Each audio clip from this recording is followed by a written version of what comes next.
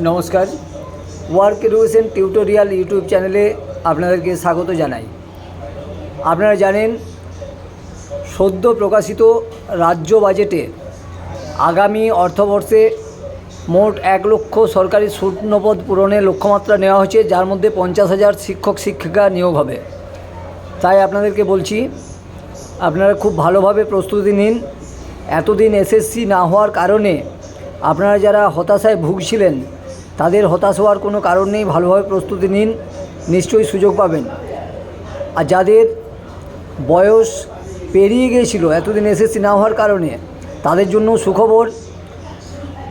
এই বাজেটে তাদের জন্য বয়সে ঊর্ধ্বসীমায় ছাড়ের কথাও বলা হয়েছে। অতএব চিন্তার কোনো কারণ নেই, আপনারা ভালোভাবে প্রস্তুতি নিন। আর প্রস্তুতি সংক্রান্ত যদি কোনো পরামর্শের প্রয়োজন হয়, আমার সাথে ফোনে বা হোয়াটসঅ্যাপে যোগাযোগ করতে পারেন। আমার ফোন বা হোয়াটসঅ্যাপ নাম্বার এই ভিডিওতেই পাবেন।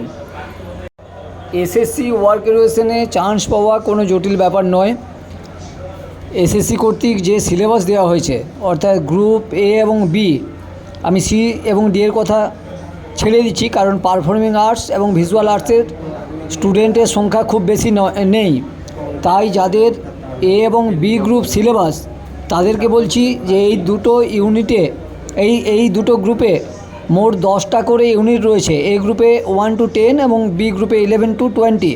তো আপনারা যদি প্রতিটা ইউনিটের সেগমেন্ট ধরে ধরে খুঁটিয়ে পড়তে পারেন, অর্থাৎ পুরো সিলেবাস যদি কভার করে নিতে পারেন, তাহলে যেখান থেকেই কোশ্চেন আসুক না কেন, যেমন কোশ্চেনে আসুক না কেন, আপনাদের অ্যান্সার দেওয়ার কোনো অসুবিধা হওয়ার কথা নয়। আপনাদেরকে প্রতিটা ইউনিট ধরে ধরে পড়তে হবে। শুধু ইউনিট ধরে পড়লে হবে না, একটা ইউনিটের আন্ডারে যে সেগমেন্টগুলো রয়েছে, সেই প্রতিটা সেগমেন্টকেই কিন্তু কভার করতে হবে। আর সেগমেন্টগুলো কভার করার সময় নিজেকেই চিন্তা করতে হবে যে এখান থেকে কী ধরনের প্রশ্ন হতে পারে। শুধু কোনো বইয়ে বা ইউটিউবে কোথাও যে প্রশ্নগুলো পাচ্ছেন সেইগুলো পড়ে যাচ্ছেন, এমন হলে প্রস্তুতি সম্পূর্ণ হবে না। আপনাদেরকে নিজে থেকেই ভাবতে হবে যে এখান থেকে আর কী ধরনের কোশ্চেন হতে পারে, অর্থাৎ যেভাবেই কোশ্চেন হোক না কেন যেন আপনারা অ্যান্সার করে আসতে পারেন, সেরকমভাবে আপনাদেরকে টার্গেট নিতে হবে। যদি এভাবে পড়তে পারেন, তাহলে আমার মনে হয় চান্স না পাওয়ার কোনো কথাই নয়। আর ওয়ার্ক এডুকেশন এসএসসিতে চান্স পাওয়াটা তো খুব একটা জটিল ব্যাপার নয়, আমি প্রথমেই বললাম। তো চান্স না পাওয়ার কারণ হচ্ছে, অনেকেই পায় না, তার কারণ হচ্ছে যে সিলেবাস ওরিয়েন্টেড বই বা স্টাডি ম্যাটেরিয়ালসের অভাব। আপনারা দেখবেন যে সিলেবাস কমিশন দিয়েছে গ্রুপ এবং বি এর, সেই সিলেবাসের যে সেগমেন্টগুলো, সেগুলো কিন্তু কোনো মার্কেটে সেরকম কোনো বই নেই যে বইতে সেগুলো সব কভার করেছে। সমস্যা এই জায়গাতেই। যদি ওইগুলো আপনারা বিভিন্ন জায়গা থেকে কালেক্ট করে বা নোটস তৈরি করে আপনারা পড়তে পারেন, সবটা যদি কভার করতে পারেন, তাহলে চান্স না পাওয়ার কোনো কারণই নেই। খুব সহজেই চান্স পাওয়া যায়। এবং অন্যান্য বিষয়ের চেয়ে আমার মনে হয় ওয়ার্ক এডুকেশনে চান্স পাওয়াটা অনেক সহজ। একটু চোখ কান খোলা রেখে সারাউন্ডিং ফিল্ডটা ক্লিয়ার করে যদি পড়তে পারেন, তাহলে অসুবিধাই হবে না। আর পড়তে পড়তে যদি কোনো রকম প্রবলেম হয়, কোথাও বুঝতে অসুবিধা হয়, তাহলে আপনারা আমার সাথে ফোনে বা হোয়াটসঅ্যাপে যোগাযোগ করতে পারেন। এই কথা আমি আগেও বলেছি, বারবার বলছি। আমি যত সম্ভব হেল্প করার চেষ্টা করব। এছাড়া আমার যে YouTube channel work education tutorial, সেখানে ভিডিওগুলো যদি আপনারা দেখেন, তা সেই ভিডিও থেকেও আপনাদের অনেক উপকার হবে, অনেক কাজে আসবে। আপনারা সেগুলো দেখতে পারেন। ওখানে আমি বিভিন্ন ভিডিওতে কিভাবে পড়বেন বা কোন কোন বই রেফারেন্স হিসেবে নেবেন, সে কথা আমি উল্লেখ করেছি। আপনাদের যদি প্রয়োজন হয়, তাহলে আপনারা পুরনো ভিডিওগুলোও দেখতে পারেন। আর আমার মনে হয় সবচেয়ে ভালো হয় যদি রেফারেন্স বইগুলোকে নিয়ে, আমি যে বইগুলোর কথা বলেছি সেই বইগুলোকে নিয়ে, এবং মার্কেটে ওয়ার্ক এডুকেশনের যে বইগুলো রয়েছে সেই সব বইগুলো মিলিয়ে যদি নোটস তৈরি করে পড়তে পারেন।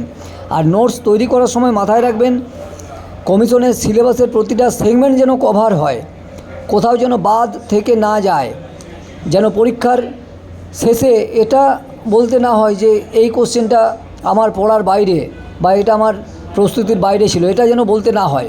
অর্থাৎ পুরো সিলেবাসটাকে যেন কভার করা হয়, সেই মতো করে প্রিপারেশান নিতে হবে। কারণ এটা কম্পিটিটিভ এক্সাম, এখানে ওই কয়েকটা কোশ্চেন পড়ে গেলাম এভাবে করলে কিন্তু হবে না। লাকিলি পেয়ে যেতেও পারেন, সেটা অন্য কথা, কিন্তু সেই ভরসায় তো আর কম্পিটিটিভ এক্সাম দিতে যাওয়া যায় না।